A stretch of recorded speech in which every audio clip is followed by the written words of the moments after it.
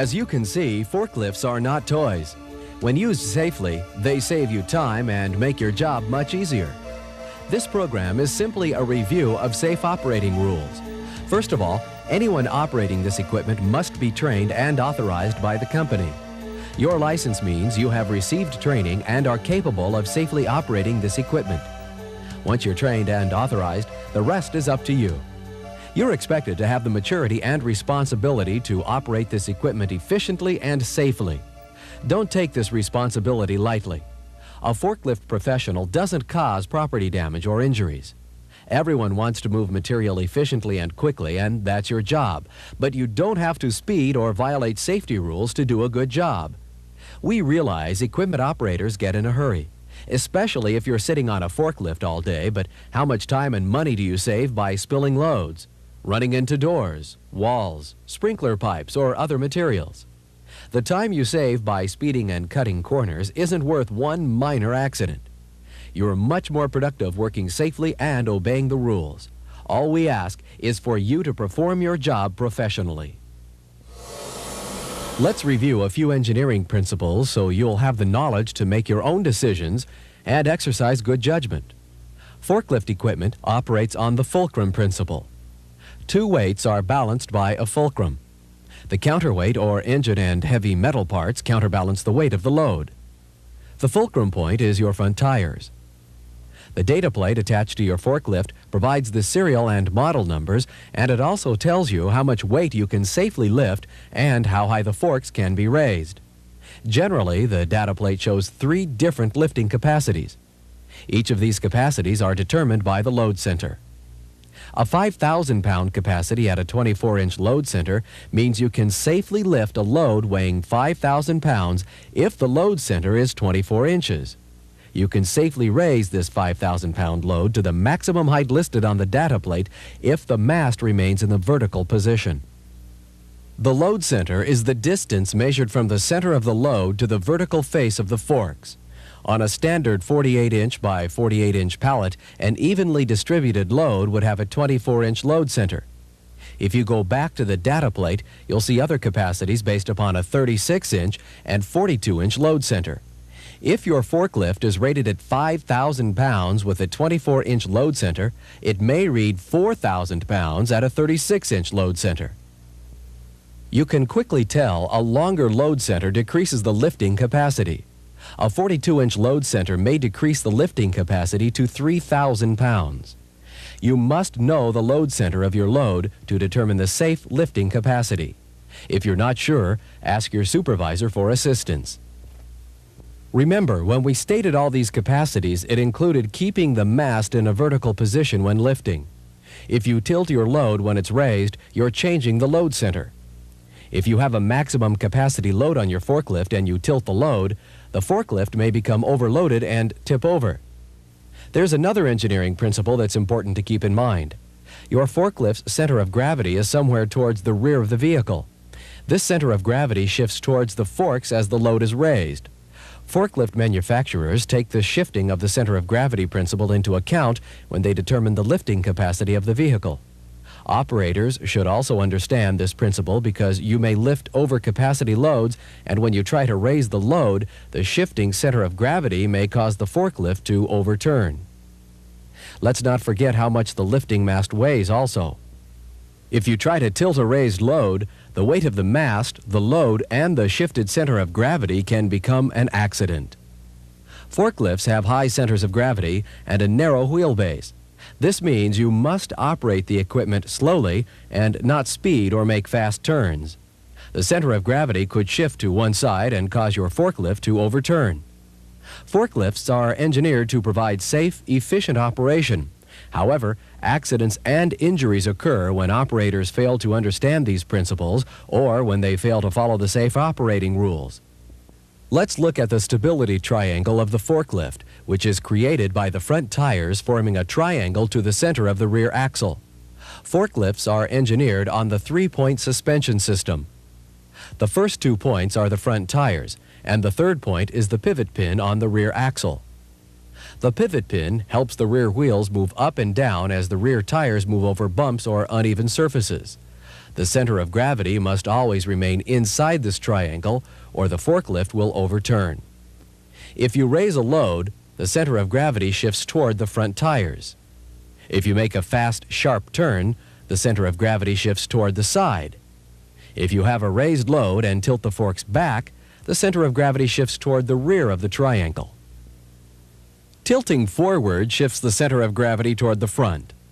Overloading your vehicle shifts the center of gravity towards the front too. The forklift will overturn if the center of gravity exceeds the lines of the triangle. These principles aren't difficult to understand or learn, but they emphasize the point that forklifts do have speed, weight, and load limitations. It's your job to operate the equipment according to the design and manufacture of the forklift. Okay, let's take a quick review of some of the safe operating rules of the equipment. You have the responsibility to practice these rules when operating forklift equipment. Before you are permitted to operate forklift equipment, you must be trained and authorized by your company, regardless of your past operating experience. Never operate unsafe equipment. In a few minutes, we'll discuss operator maintenance and when a vehicle is unsafe to operate. When operating forklifts, give your full undivided attention to the job and don't smoke, eat, or drink while operating lift equipment. Riders are never permitted on any forklift at any time. You may have seen persons being raised while standing on the forks. This is a serious safety violation and is never permitted. If you must elevate a person on a forklift, the safe method is to have an approved safety platform attached to the forks and secured to the vehicle. This safety platform must have an adequate floor on which to stand. It must have 42-inch guardrails and center rails. A 7-foot-high guard must also be installed to protect the person in the platform from getting hands or arms caught in the moving mast. Additionally, the forklift operator must remain at the controls when anyone is lifted on the platform. We've already discussed speeding, but it's worth mentioning again. Speeding with the forklift can only result in accidents, damaged material, spilled loads, or injuries. You're much more productive when you operate your equipment at a safe speed and not try and cut corners by speeding. When you're moving a load, the forks should be raised about 4 to 6 inches off the floor. Never drive your forklift with a raised load. In tight spaces, watch the forks and the rear end swing. The heavy rear of the forklift can easily damage storage racks, walls, doors, and other areas. Be particularly careful when maneuvering in congested or tight spaces. When carrying a load, lift the load about 4 to 6 inches off the floor and tilt the mast back slightly to stabilize the load. The load resting on the mast will prevent the load from moving or falling. If the load is high and blocks your vision, drive in reverse. While driving, keep your arms, head, and legs inside the vehicle. When driving around blind corners, honk your horn to let others know you're coming through. Never drive your forklift up to someone standing nearby. Use extra caution around pedestrians as they may not be paying attention. It is your job to watch where you're driving and to anticipate the unexpected.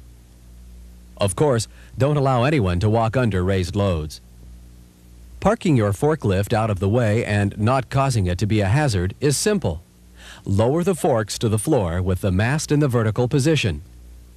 Set your parking brake. If you're going to be off the forklift for a short time, you can keep the motor running. If you're going to be more than 25 feet away from the vehicle, turn the motor off. Removing the key is recommended, but check with your supervisor for your company's rule for removing the key. Forklifts are efficient material movers. Let's review some basic safety rules while loading or unloading trucks and trailers. Stay away from the edge of the loading docks. Give yourself plenty of space for safety. As you can see, this forklift operator got too close to the edge and the forklift landed on the dock outside. Before you move onto trailers or trucks, make sure the brakes are set and the wheels are chalked. Don't drive onto trucks or trailers unless the wheels are chalked. If the trailer is separated from the truck, use a stabilizing jack to prevent the trailer from tipping over when you drive your forklift inside the trailer. The weight of the material inside and the forklift can cause a serious accident. Dock plates are used to provide a smooth surface when crossing between the dock and trailer. Make sure the dock plate is in good condition and is properly placed between the trailer and the dock to prevent movement of the dock plate. Make sure you have adequate lighting to see where you're going. Of course, make sure the truck or trailer floor is safe to drive your forklift inside. When driving up or down a ramp, always keep the load upgrade, with the load cradled against the mast. The rule on ramps is simple: drive up, back down. You're beginning to see how simple these rules are and how easy it is to become a safe and efficient forklift operator. Safety rules are made and enforced to protect the operator and those persons working around forklifts. As part of your professional responsibilities, each forklift operator must inspect and perform operator maintenance on your forklift at the beginning and end of your shift. Make it a habit to check your vehicle every day, even if someone else has been using it. First, let's outline the basics of when a forklift is unsafe to operate. If your vehicle's brakes, horn, parking brake, or steering is defective, then it's unsafe to operate. If there are leaks in the fuel, oil, hydraulic, or transmission, it may be unsafe to operate. When you spot a leak, that's the time to notify your supervisor to have it checked by a mechanic. Naturally, always check your oil, water, and battery for proper fluid levels. Check hydraulic and transmission fluid levels. If you're operating an electric-powered forklift, make sure the battery is sufficiently charged before operating. When you're checking the brakes, test the brakes. If they feel spongy or go too far toward the floor, report it to your supervisor. To test the parking brake, start the motor, engage the brake, put the transmission in a forward gear, and see if the brake holds. If not, it needs adjusting or repair. Test the steering. Excessive play in the steering wheel is when the steering wheel moves 2 to 3 inches before the rear tires begin to turn. Inspect the heel of the forks for cracks. This is where all the force and pressure of the load is exerted, and cracks can lead to breakage of the forks. Raise your forks about 3 to 4 inches off the ground. Make sure both lifting chains have equal tension. If one is too loose, it could cause a load to shift and fall. When refueling or charging batteries, the motor must be shut off. Electric forklifts must have the key in the off position. If you use LP gas, protect your hands with gloves. LP gas is very cold and can cause severe burns. Of course, use eye protection when refueling LP gas tanks or charging batteries, and follow the no smoking rule when refueling any vehicle. Follow your company's rules and the instructions provided by the manufacturer when charging batteries. The first step is to use protective equipment and make sure the charger is turned off.